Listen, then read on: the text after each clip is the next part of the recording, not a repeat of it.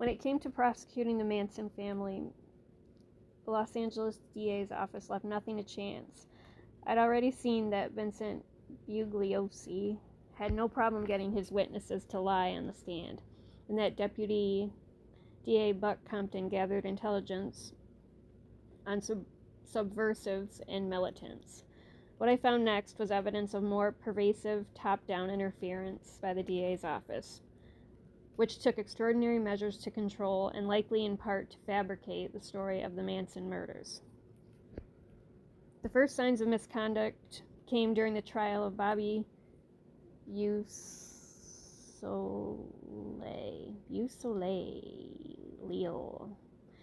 Don't know how to pronounce it, so I'm just going to use one or the other. He was accused of murdering Gary Heineman, the musician who'd been found stabbed to death just days before the Tate LaBianca murders. For reasons never disclosed by Bugliosi, the DA's office tried Usolil separately from the rest of the family. As I suggested earlier, it made sense to try all three of the murder cases together, Heineman, Tate, and LaBianca. Law enforcement had connected the crimes. Uniting them under a single trial would have made it easier to convict Manson of conspiracy, since he'd helped torture Heineman and had ordered all three sets of slaughters. And yet they kept the cases separate. I thought I knew why. If they'd thrown Heineman in with Tate LaBianca, the resulting testimony would have revealed that the Los Angeles County Sheriff's Office knew as early as August 10th that the Manson family was responsible for all the murders. Remember Lasso detectives Charlie Gunther and Paul Whitley broke the Tate case when a recorded phone call from one of Heineman's murderers, Usolil, clued them into a link with the Tate murders. The only way to hide this early break was to try the Heineman murder case separately. Busolil went, I want to say it's Busolay? Oh, I don't know. That bugs me. Sorry. Busolil went to trial on November 12th, 1969. The prosecutor was Ronald Ross, the deputy DA in Santa Monica, who confirmed to me that the case had been tried separately under very suspicious circumstances. He had orders, he said, to keep Charles Manson and the family out of the trial. That meant that scoring a conviction against Busolay would be an uphill battle, since after all, without Manson's instructions, he may never have murdered Heineman. Hinman.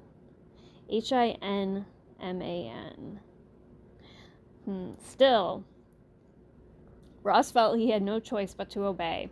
My hands were tied, he told me. When we first spoke in 2000, he'd recently retired after 30 years in the DA's office, and the case sounded fresh in his mind. He remembered the orders from on high. Don't mention the name of Manson or these other people. Ross later learned that his superiors at the DA's office and his own investigating detectives, Gunther and Whiteley,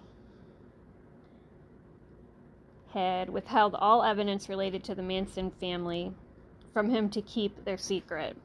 I was pissed when I learned later that they had other evidence, Ross said. I was closed out of the thing. I really don't know why they did that. Very interesting.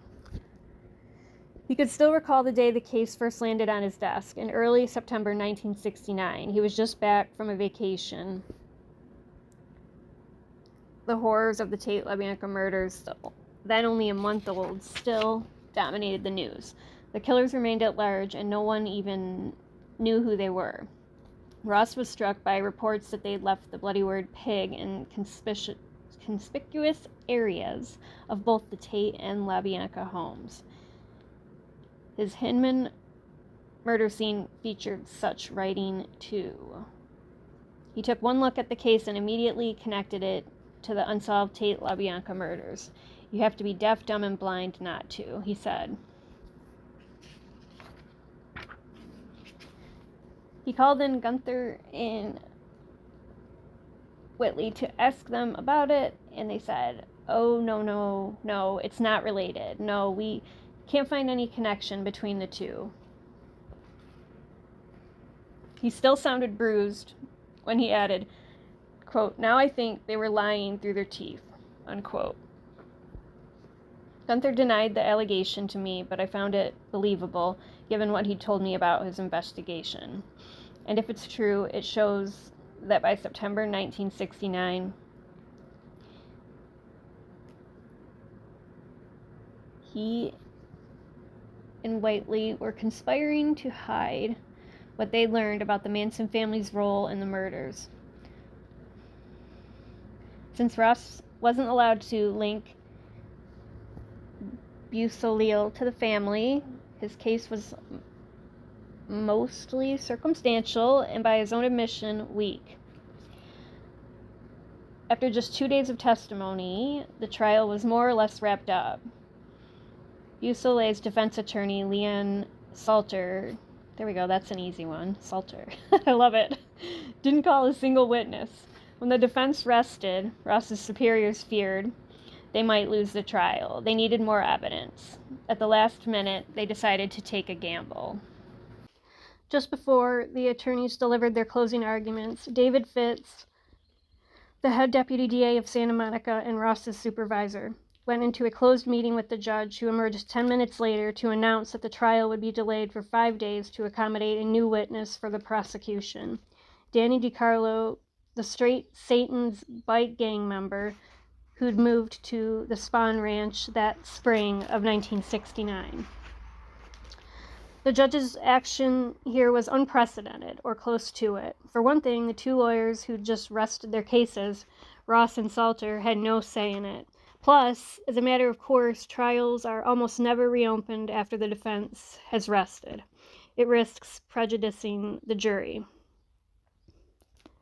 When I reached Salter on the phone, he was still incensed by the choice. For the judge to discuss the case without the opposing attorney being present is just unheard of, he told me. There was just something rotten about it. I never reported it to the state bar, which I'll always regret. In the trial transcript, Salter made his objections plain. It is shocking, he told the judge, that when you are in the middle of a trial where this young man can end up with a life imprisonment, that the district attorney has the audacity to talk about this case without my being present. You might think that Ross wouldn't have minded the intervention so much. Fitz was his boss, after all, and they were both angling for Bussolil's conviction.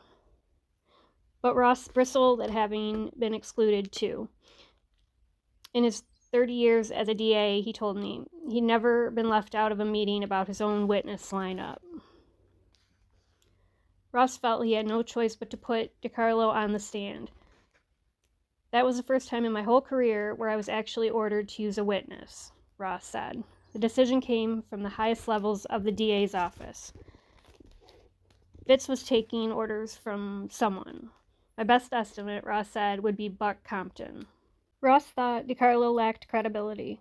The biker, already a convicted felon, had decided to testify only because he was facing new charges for marijuana possession and having stolen a motorcycle engine. He was, to use Ross's word, a snitch, and it was impossible to say if he was telling the truth or not. DiCarlo was simply immoral, Ross said. He could have said whatever he wanted to say. And getting something useful out of DiCarlo on the stand would be no mean feat, because Ross still wasn't allowed to introduce anything about Manson or the family, even though his new witness was a known associate of theirs. Wow. Once he was sworn in, DiCarlo relayed the story of the Heinemann stabbing. He claimed he was telling it exactly as he'd heard it from Bussolil himself.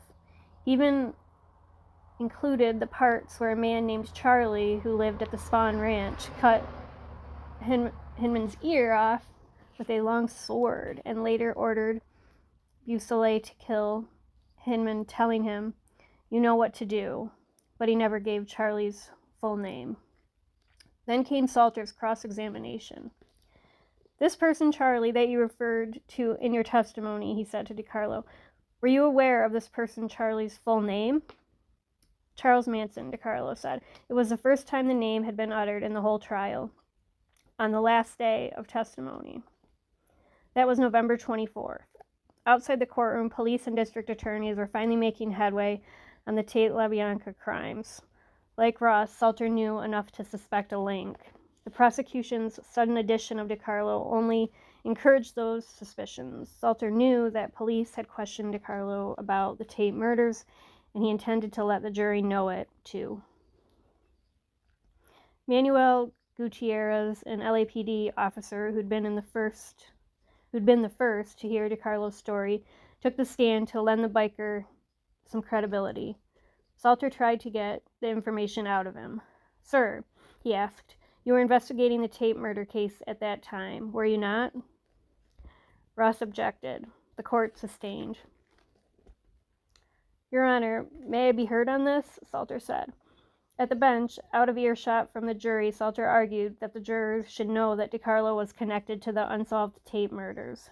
I think we can prove Gutierrez was interviewing DiCarlo with regard to the Tate murder case, he said. If it was a small case, fine, but he is investigating a case in which there has been so much publicity, and they are rather anxious, I imagine, to find out who did it. But the judge allowed no further questions on the topic, and that was the last anyone heard of a potential connection to the Tate murders. Ironically, the addition of DiCarlo did nothing to help the prosecution. The jurors didn't trust him any more than Ross did. The trial ended in a hung jury. Thanks to Ross's candor, it is clear that the lack of evidence could be blamed squarely on the higher-ups in the DA's office. They needed to cover up Gunther and Whitley's early knowledge of the Manson family as the Tate LaBianca murders.